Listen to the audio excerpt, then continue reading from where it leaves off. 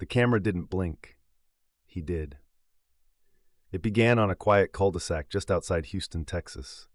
The kind of neighborhood where every lawn looks the same and everyone minds their own business. The kind where routine becomes invisible. The man's name was Eric Dalton, 42, a freelance web developer who'd moved into 19 Ashgrove Court 5 years earlier. Neighbors described him as quiet, polite, meticulous. He waved when you passed, one said, but I don't think anyone ever saw him leave the house for more than an hour. He lived alone, worked from home, never caused trouble. Until the night of June 12, 2021, when his camera caught something that still doesn't make sense. 2 days later, a neighbor named Carlos Mendez noticed Dalton's car still parked in the driveway, keys visible on the front seat.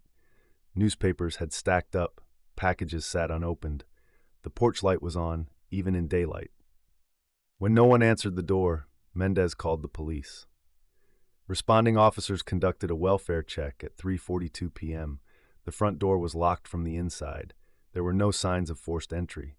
But inside, Dalton's home was still. Coffee cup on the counter, computer running, and his phone charging beside the keyboard. Nothing looked disturbed, except for one thing. The webcam light on his computer was still on. Investigators accessed the desktop and found an open folder labeled Night Footage 612. Inside was a single file, time-stamped 11:47 p.m. It was a short video, roughly 3 minutes long. The clip appeared to have been recorded from Dalton's backyard security setup, a fixed wide-angle camera mounted on the shed facing the back fence. At first, nothing unusual. Quiet yard, faint traffic noise. Then, around 11:49, a motion alert triggered the infrared feed. Dalton himself walked into frame. He wore slippers, pajama pants, and a t-shirt. He wasn't holding a phone or flashlight. He stopped in the middle of the yard, facing the fence. The timestamp ticked forward. For 20 full seconds, he didn't move. Then, faintly, barely audible over the ambient noise, came a knocking sound. 3 slow knocks. Pause. Then 3 more. From the other side of the fence. Dalton turned his head, like he was listening. The audio captured his voice, quiet, flat. "Hello? Who's there?" No response. He walked toward the fence, crouched slightly as if inspecting the base. His head tilted. Another faint sound, something dragging like gravel moving. He straightened suddenly, glancing back toward the camera. His expression was hard to read. Not fear exactly. More confusion. And then it happened. He took 1 step forward, and the motion sensor flickered. The image glitched. The frame stuttered.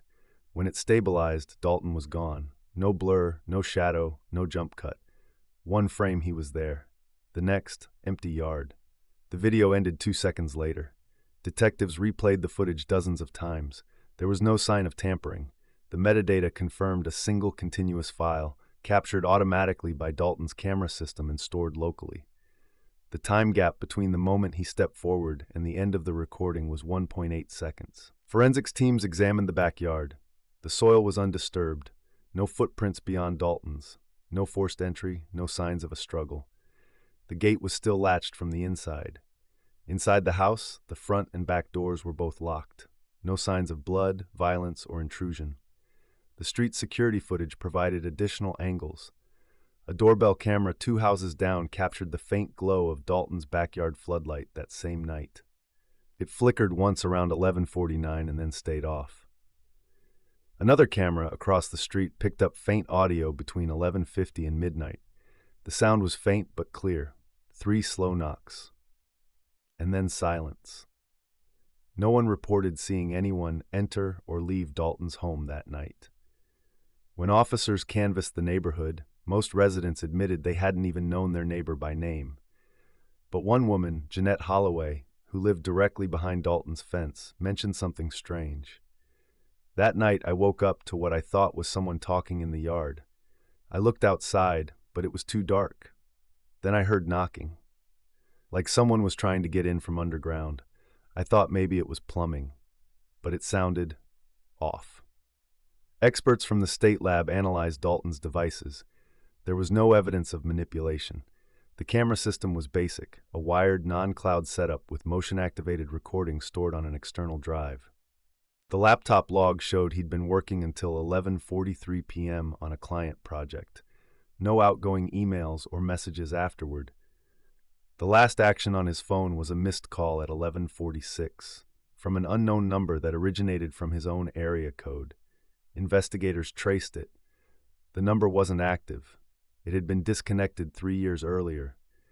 What made the case so disturbing wasn't just the footage, it was what wasn't there. Technicians broke the file into frames. There was no compression error, no splice, no sign of interference.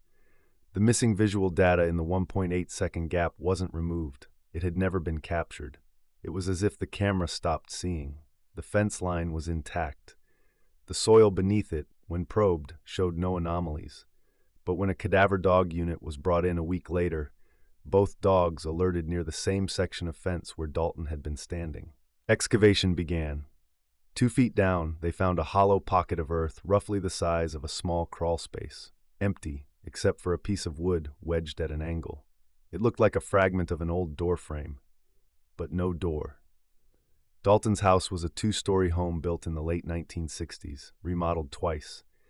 The architectural plans on file didn't include a basement, but in the corner of the laundry room, behind a standing freezer, investigators found what looked like an access panel, nailed shut, painted over. When it was pried open, it revealed a small descending shaft, half filled with dirt. The cavity beneath was shallow, about 5 feet deep, with what appeared to be the top of a sealed concrete structure extending beneath the foundation. It wasn't part of the house's plumbing or electrical layout. No one could explain it. Ground-penetrating radar confirmed an irregular void beneath the slab, roughly circular, about 7 feet across. When engineers drilled a small borehole to inspect the void, they expected soil. Instead, they hit metal, a thin layer of corroded steel. The sound it made when struck, hollow, like knocking. By early July, the case was all over local news.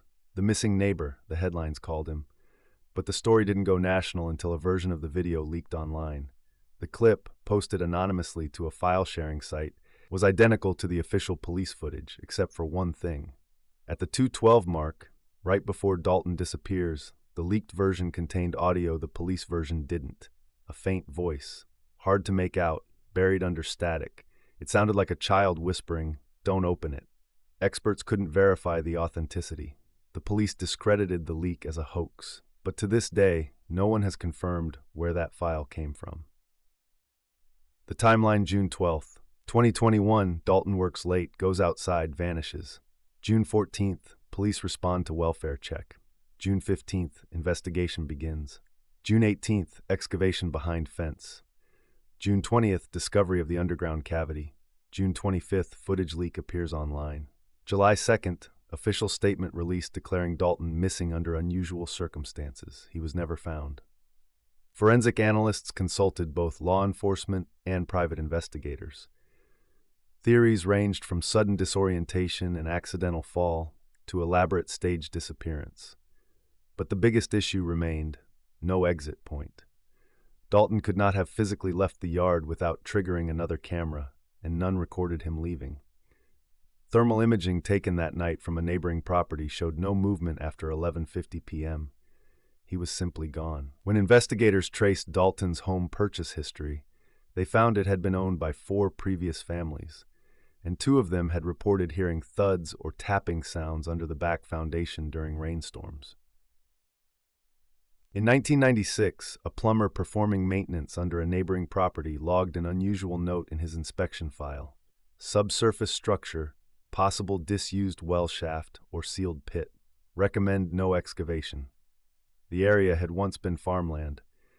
No one ever found the original blueprints for the pre-1960s structures. 3 months later, the investigation closed with no resolution.